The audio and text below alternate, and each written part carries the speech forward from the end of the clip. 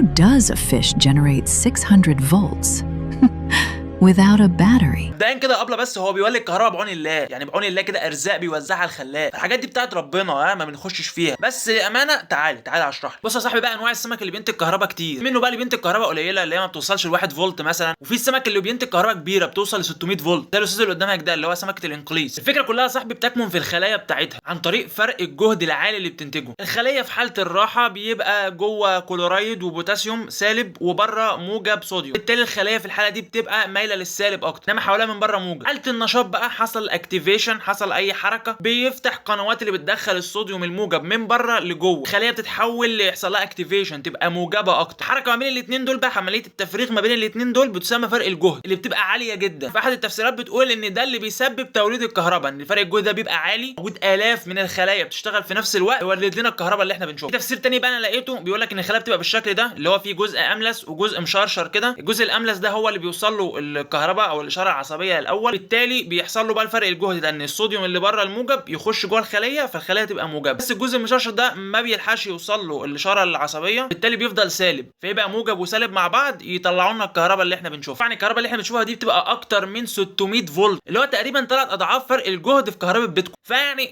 ربنا ما يخلينا نقابل السمكه زي ديت خالص، وربنا يسترها علينا وعليكم.